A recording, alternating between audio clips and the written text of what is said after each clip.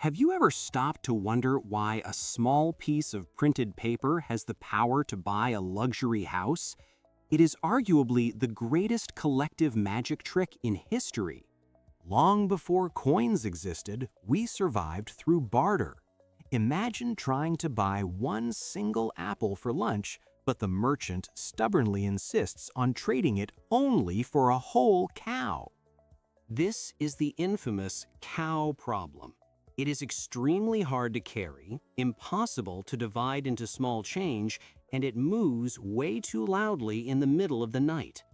Humanity desperately needed a standard, something small, rare, and durable. This is how cowrie shells from the Maldives became the world's very first portable and recognized global currency. These shiny shells were perfect. They were easy to carry in a pouch, they didn't rot like food, and it was literally impossible for a caveman to counterfeit them. However, on the island of Yap, they took the concept of money to a heavy extreme. They used giant limestone discs called rye stones that weighed several tons each. These stones were so incredibly massive that owners didn't even move them. They just verbally agreed who owned which stone, creating the first physical version of a bank account. Legend says one stone fell into the deep ocean during a storm. The village decided it still had value because everyone knew it was there. That's underwater banking. Everything changed around 600 BC in the Kingdom of Lydia. King Alyattes had a brilliant idea. He struck the very first official coins made from a natural gold-silver alloy. These weren't just lumps of metal. They were stamped with a fierce lion's head. This was the king's personal guarantee that the coin's weight and value were absolutely honest. Coins made trade explode across the Mediterranean. Empires could now pay thousands of soldiers easily. Rome eventually conquered the known world by using silver denarii to fuel its legions. Here's a salty fact. Roman soldiers were sometimes paid in salt, which is where we get the word salary. It was valuable, but honestly, it tasted terrible.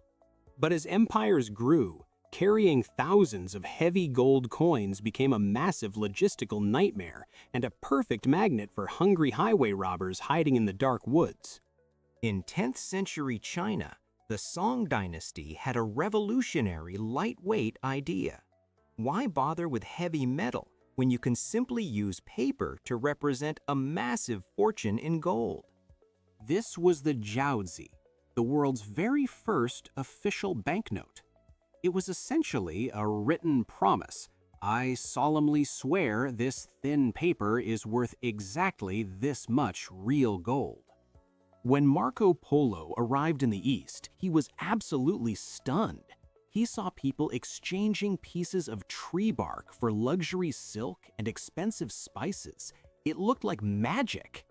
He returned and told Europeans that the Great Khan could create infinite wealth out of thin air. Naturally, the merchants back home thought he had finally gone completely insane. Eventually, Europe caught up. Goldsmiths started issuing paper receipts for the actual gold they kept locked in their heavy iron safes. This was the humble birth of modern banking. People soon realized it was much safer and easier to trade the paper receipts than the actual gold bars. The entire global economy was born in a cloud of ink. For centuries, the gold standard meant that every single dollar bill was backed by real, physical metal. Money was firmly tethered to the reality of the Earth's crust. But in 1971, the world economy changed forever. President Nixon cut the link to gold. Suddenly, your money was no longer backed by metal, but by absolutely nothing physical? Well, it was backed by trust. If we all collectively believe that this paper has value, it does. It is a beautiful, global, and highly effective collective hallucination of worth. Then came the 1950s and a man named Frank McNamara. He famously forgot his wallet at a fancy restaurant and decided that humanity needed a better way to pay bills. To fix this embarrassment, he created the Diners Club, the world's very first credit card.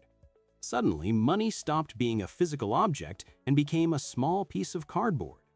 You no longer needed to carry stacks of cash. You could spend money you didn't even have in your pocket yet. This was the ultimate hook for modern consumers. Today, physical cash is rapidly disappearing from our lives. It is estimated that only about 10% of the world's total money supply actually exists as physical coins or paper. The rest? It is just invisible bits and bytes floating on a bank's server. Your entire life savings are basically just a long and complicated password in a database. Digital money is efficient, but it can be dangerous. When money is completely invisible, it is much easier to spend. Just ask your overflowing and expensive Amazon shopping cart. And then, a new hero emerged: Bitcoin. It is like the giant stone of the digital age, money that no single government or bank can control or touch easily. Is this the definitive future of currency, or just another beautiful and fragile shell? History shows us that money is ultimately whatever we all collectively agree it is. From ancient cows to modern crypto, the long journey of money is really the journey of human trust and our ability to cooperate on a massive global scale. We have built entire civilizations on this fragile trust. We have fought bloody wars over it, and we have definitely shed many bitter tears over its sudden disappearance. So next time you pay for your morning coffee with a simple tap of your watch, remember, you are a modern wizard using a 10,000-year-old magic trick. What will money look like in another 1,000 years? Maybe it will be stored in our DNA, or perhaps it will simply be our most private, valuable thoughts. If you enjoyed this wild history of everything that is currently sitting in your pocket, hit the subscribe button. Let's keep exploring the secrets of our world together.